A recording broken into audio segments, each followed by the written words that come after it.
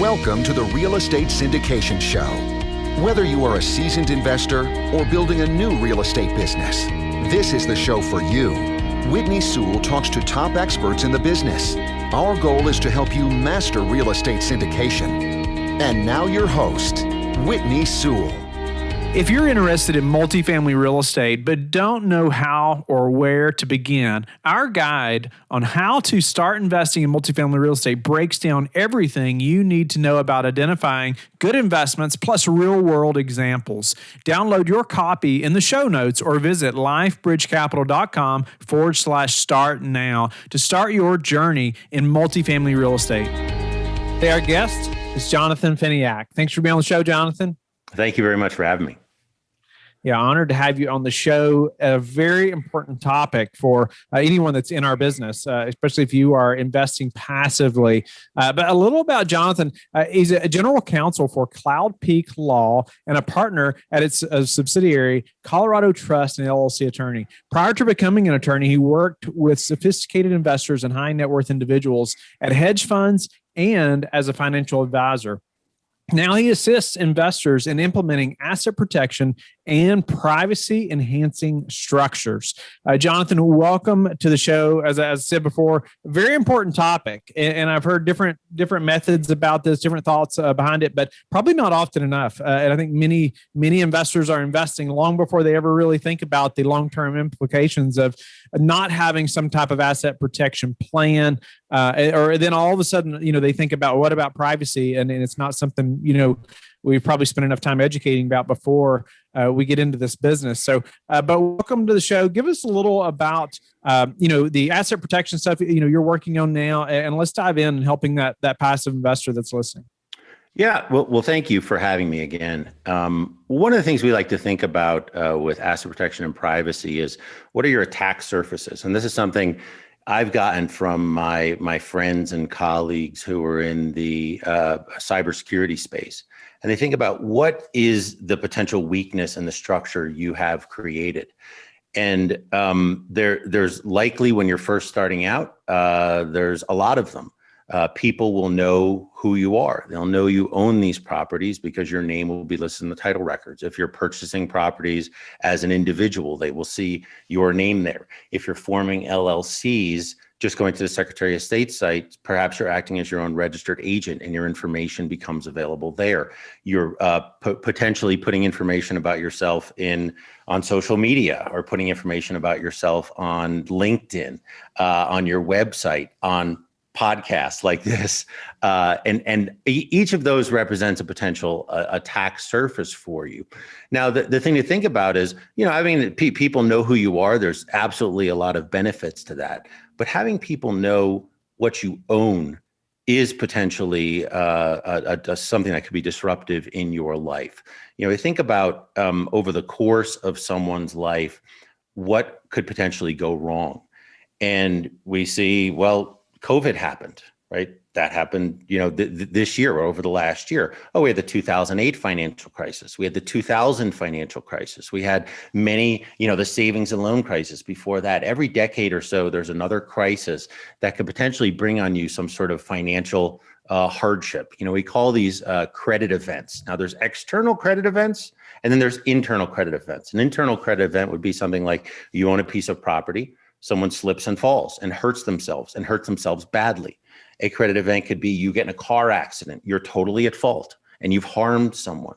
Each of these things is also something that could disrupt your overall plan if you haven't focused on asset protection and privacy from the start. I've heard some of your other guests talk about if something happens, can they find out what you're worth? Are you a good target for a plaintiff's attorney?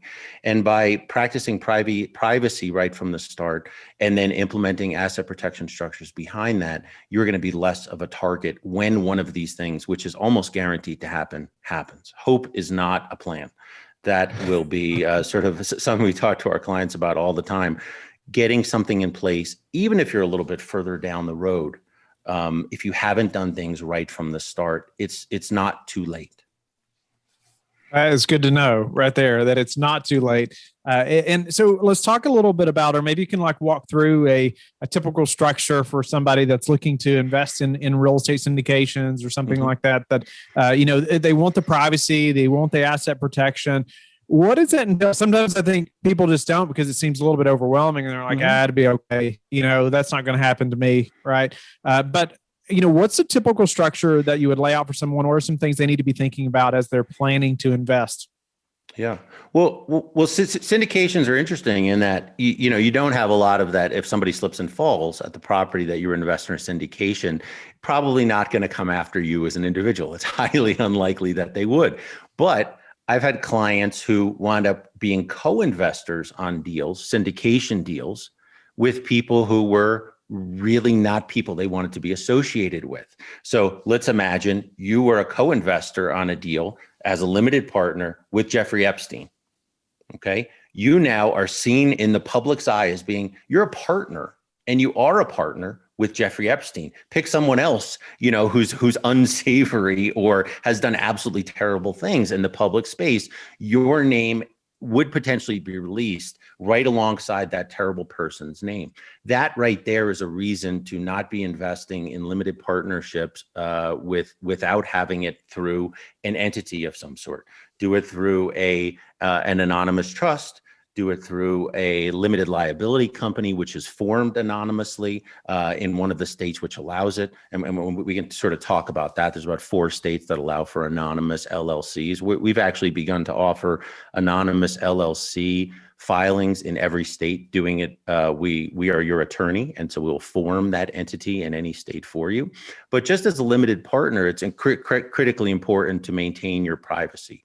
If all you're investing in is limited partnerships, that may be enough, because there isn't a lot of there is a financial downside on those deals, but you are limited. If you have either you're a sponsor of it, you're the general partner of the deal, you're putting it together, you may have much greater liability in that transaction. If you are purchasing properties outright, purchasing them to rent, to buy and hold, or fix and flips, you have a significant amount of liability that would go beyond just investing as in an LLC. We view the sort of the basic structure is 6 different things you do to protect yourself when it comes to asset protection and privacy. And number one, I used to be insurance licensed when I was a financial advisor, having good liability insurance. Whether if you're sponsoring an offering, then doing it as having a director and officer or E&O insurance in place. Things may happen.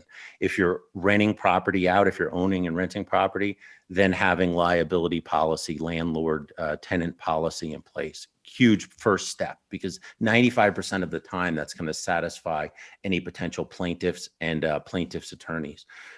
Beyond that, investing in liability producing assets through a limited liability company.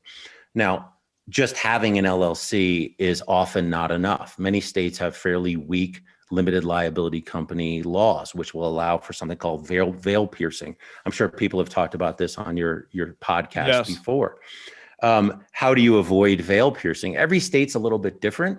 But number one is, there's no fraud being perpetrated by the limited liability company. And then, is it your alter ego? So do you have a separate bank account for it? Do you have separate books and records for it? And you have to think about these things. You need to go before a judge and convince the judge that this entity is separate and distinct from you. How are you going to prove that?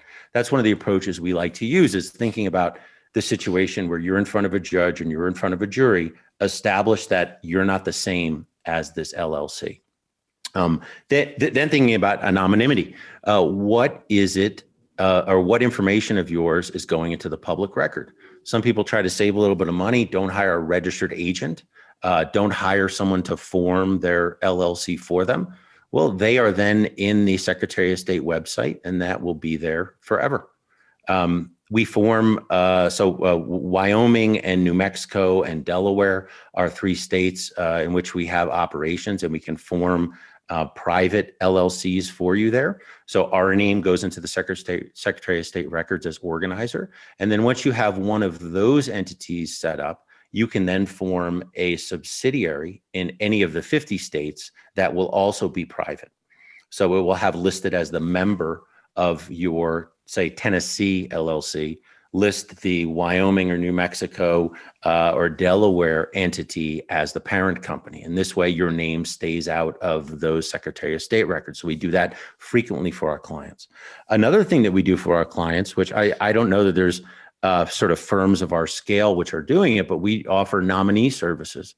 So a simple document, a deed, it's going to go into the public record that will attach, it'll go into the chain of title, and it will attach your company to a particular piece of property.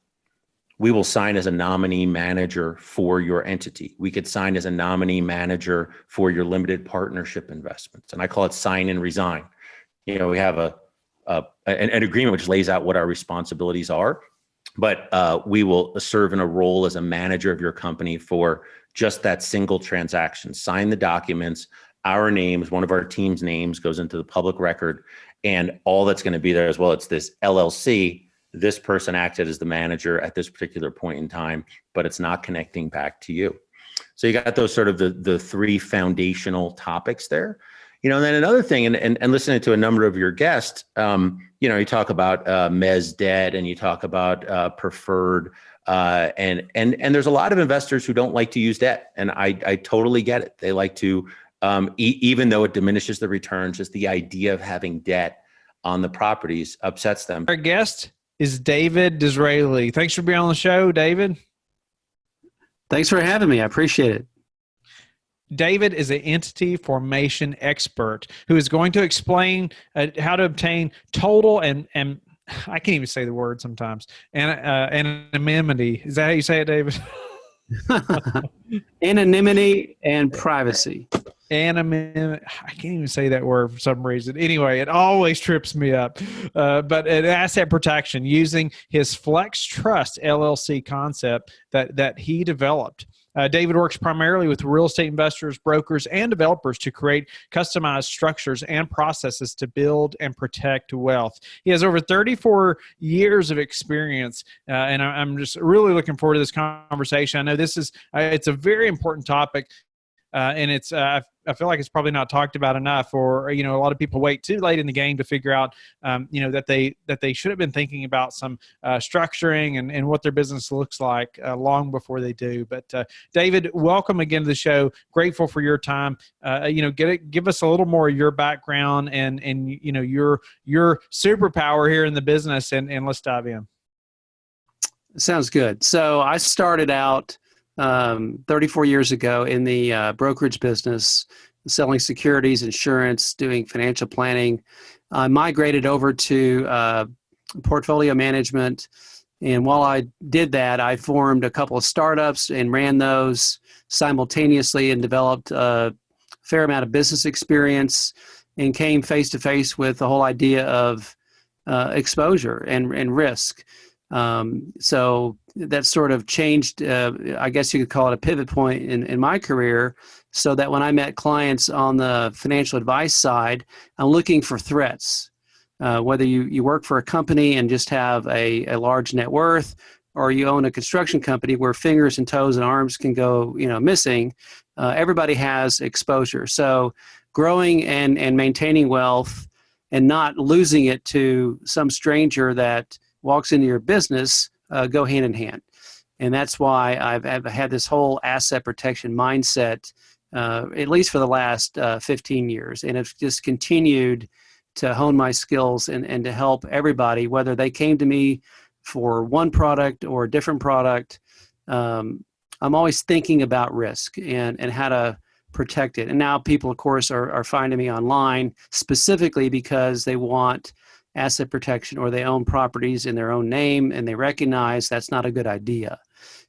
So in the last year or so, I've been on Bigger Pockets and reading about more complex concerns around privacy. So even if you have properties protected in an LLC, it doesn't take a lot of effort for somebody to get online and find out everything you own, where you live, your net worth in a matter of 15 or 20 minutes. And that disturbs a lot of my clients. And that led me to develop the FlexTrust LLC, which in simple terms is merging two different concepts. One is a revocable living trust, which has been around for, 200 years in the United States, and before that in England, and the LLC concept. So by merging the two, you can create an LLC in Texas, and I'm sure other places as well, where nobody can ever determine who you are. And that's important for a couple reasons. One, if you were out driving around, got in a car wreck, and somebody got interested in coming after you, they can go online and find out that you've got 5 or 10 properties and where you live. With this structure, they can Google until their fingers fall off and they will not find you. The other side of that is if you have a problem associated with one of your investments, it could be an investor, it could be a tenant, it could be somebody mowing the yard. It makes it that much more difficult for them to assess just how attractive a target you are. Or you might just want privacy. Believe it or not, if you type in Michael Dell into our local appraisal district, you'll find out that he has a $30 million house in plain view. And to me, that's just crazy. Why would somebody that's known all over the world let the public know where he lives and how much his house is worth? So there's mechanisms, fortunately, in place that suppress that information. Not that it's impossible, but the idea is to make it as difficult as possible for someone to ascertain what businesses you own or control, what real estate you own and control, and therefore make you less likely to be a target. And of course, if you have the right structure in place, the LLC provides almost complete asset protection anyway, assuming it's set up correctly. That's a big assumption. But if it's set up correctly and the LLC is sued, they can't come after the individual owners. They can only go after the assets in the LLC, which is very difficult to go and grab assets and pull them out, especially if there's mortgages on them. It can be done, but at least they can't come after your other assets, personal assets, cash, brokerage accounts, and stuff like that. So the LLCs help, put a gate around your other assets. Sure. Well, David, a lot of the listeners are operators, or they're doing deals, or they're passive investors. And somebody who already has, could you just walk us through a little bit, of creating something like this? So let's say if we already have, say numerous entities, and, we already have numerous properties in different entities. And, how do we then say, okay, David, this FlexTrust thing sounds pretty good.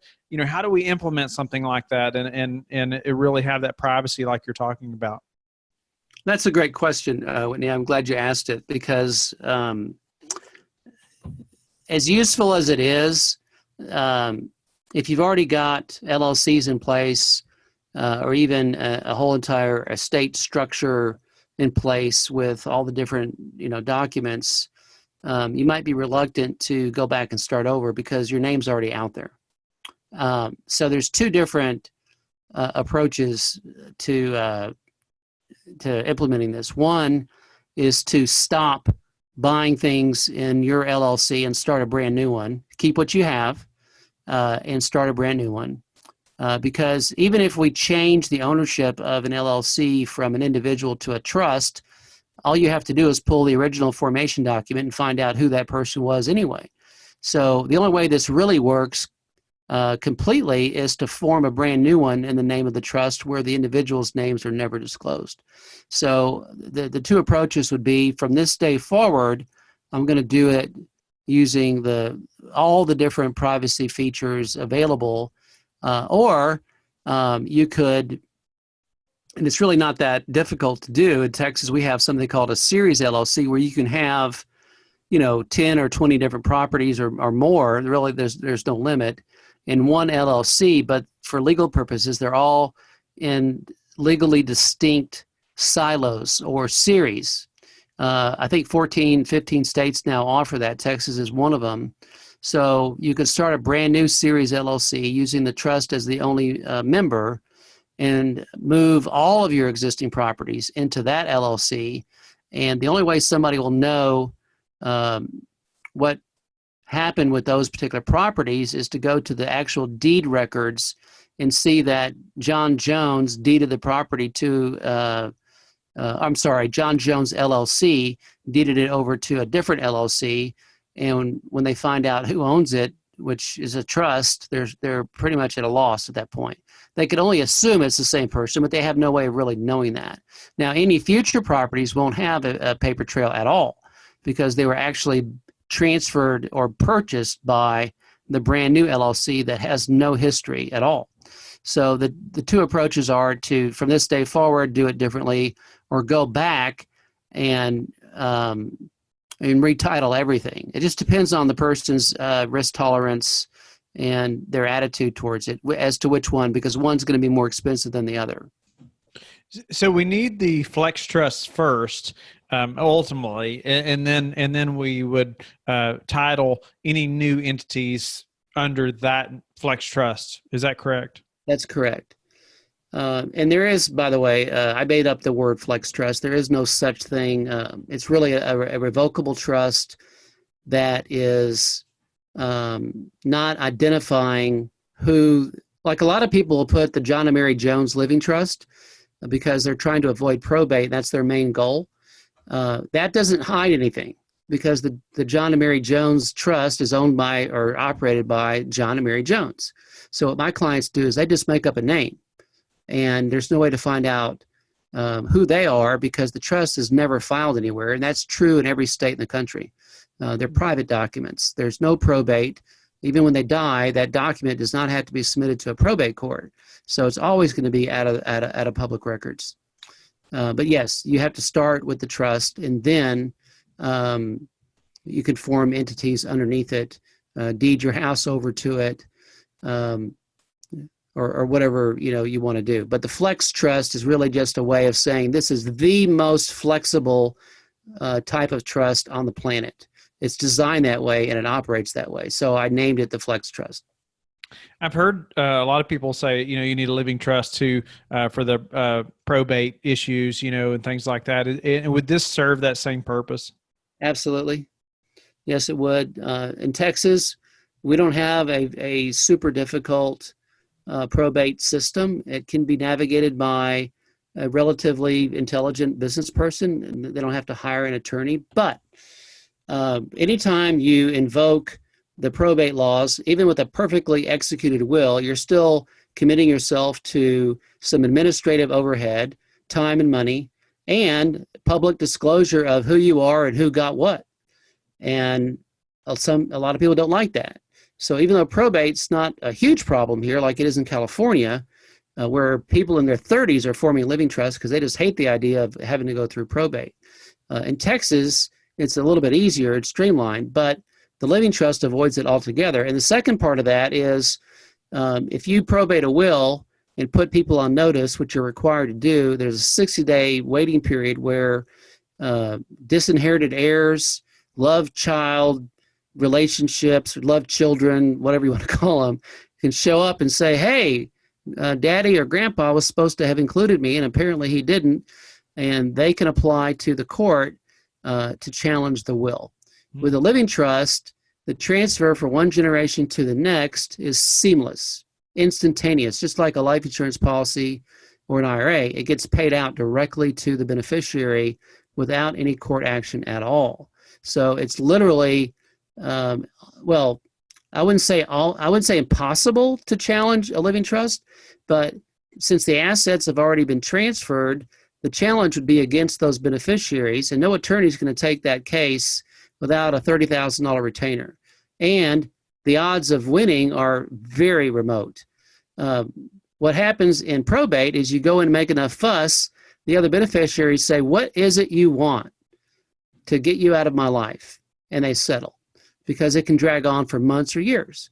A living trust doesn't work that way. It's instant, so it's after the fact that a disgruntled heir, disinherited heir, or whomever says, hey, I want to make a claim. Now they have to just basically file a lawsuit against the beneficiary. They can't use the probate court because it's not even in the probate court. It's just a private cause of action, just like any other lawsuit. So the living trust performs those two vital functions. One is avoiding probate at all, or any kind of public disclosure of what you left, and it helps minimize the chances that somebody could actually challenge it. And having been doing this as long as I have, I've seen the worst in people, and it's always blood relatives that fight with each other. It's awful to watch and to hear and to see, and it's avoidable. So whenever I talk to a new client right now, one of the first things I do is I put on my social worker hat, which I have no training in, by the way, and ask, hey, tell me about the family. And they'll tell you, well, we've got 2 kids that are married and stable and 1 that's a problem child, or they're all 3 great, or all 4 bad. I had one client tell me that he had 4 siblings, because I was asking who could be your executor, and he said none of them. He said they're all either got health challenges, mental challenges, alcohol challenges, or they haven't spoken in 20 years. So we had to hire a bank to do it. That happens too. So some of the worst disputes in the whole entire country are between blood relatives, and it's really sad. We hope that you have enjoyed the highlight show today. You can always listen to the full episodes that were featured today by clicking the links in the description box. Let us know in the comments what you thought of this episode, or you can go to lifebridgecapital.com/podcasts and click the feedback button. Let us know how we can add more value to you. Thank you, and talk to you tomorrow. Thank you for listening to the Real Estate Syndication Show, brought to you by LifeBridge Capital. LifeBridge Capital works with investors nationwide to invest in real estate, while also donating 50% of its profits to assist parents who are committing to adoption. LifeBridge Capital, making a difference, one investor and one child at a time. Connect online at www.lifebridgecapital.com for free material and videos to further your success.